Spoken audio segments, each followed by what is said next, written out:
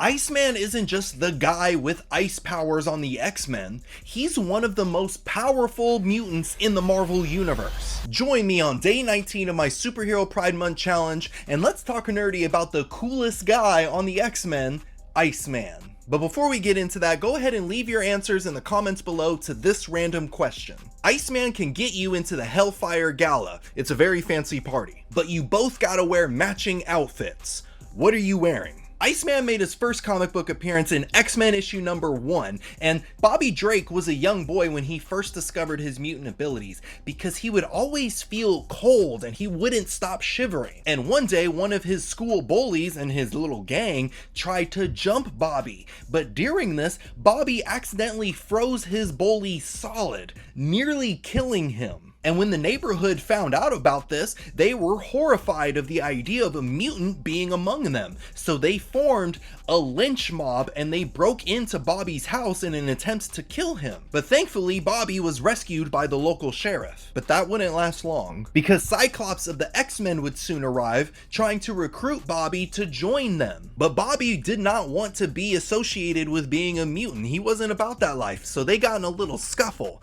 And during that scuffle, the lynch mob came back and they were about to hang both Bobby and Cyclops. But thankfully, Professor Xavier arrived and erased the memories of everyone in the entire neighborhood. Yeah, he can do that. Bobby was understandably grateful for being saved, so he decides to go with Professor X and become the second member of the X-Men. And under Professor X's training, Bobby learns to control his icy powers in order to protect a world that hates him. And he was given the code name Iceman. Now here's why I say Iceman is so powerful. It's because he's an Omega level mutant, which is basically a mutant whose abilities have no foreseeable limit. Iceman can generate and control ice, snow, and cold temperatures, and he can also freeze the moisture in the air to create solid ice constructs like weapons, tools, or even buildings. He's able to turn his body into an organic ice, which is virtually indestructible,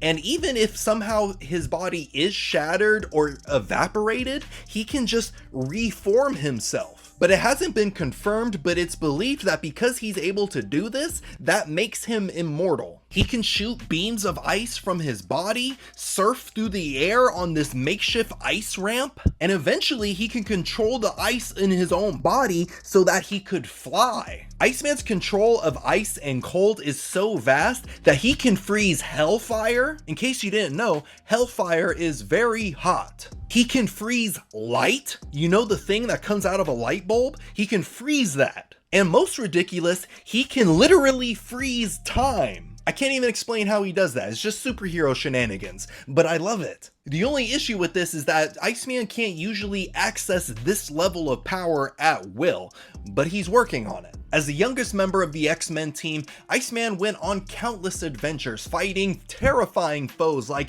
Magneto and the Brotherhood of Evil Mutants, Master Mold and the Sentinels, Apocalypse, my favorite X-Men villain, and other powerful mutants like Emma Frost, who at one point possessed the body of Iceman and used his powers to its full extent. It was basically like a Get Out situation, but Iceman was lightweight impressed by it. And since that happened, Iceman has been committed to learning how to push his powers beyond his self-imposed limits in order to become one of the most powerful mutants in the Marvel Universe. Underestimate Iceman at your own peril. But now let's talk about Iceman's love life, because I love love and I love to talk about it.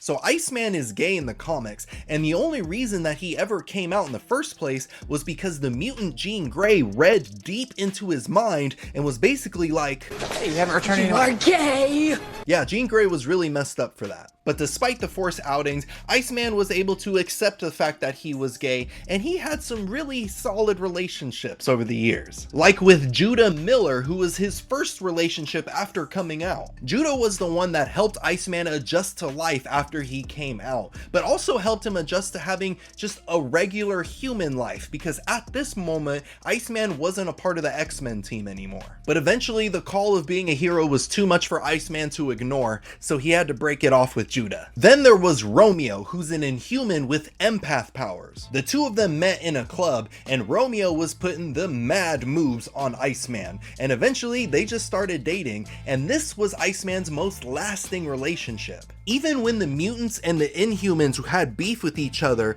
the two of them kind of formed like a Romeo and Juliet style love story, minus the suicide. But the spiciest and lightweight funniest relationship that Iceman has had was with Christian Frost, who's a mutant with psychic abilities, and he's also the brother of Emma Frost, the same woman that possessed Iceman. Iceman and Christian had an off and on relationship over the years, but I always thought that Iceman did it on purpose just to get revenge on Emma. I just see Iceman being like, since you possessed my body, I'm about to go out and possess your brother. I don't know if that's actually the case, but I want it to be. But now it's time to discuss your answers to the random question, what are you and Iceman wearing to the Hellfire Gala? So personally, I'm a fan of an all-white suit. Like, I wore one for my wedding, I just look really good in it. So both me and Iceman are going to start with the all-white suits, but then we're going to add some diamonds and crystals to it, just so that we're both icy.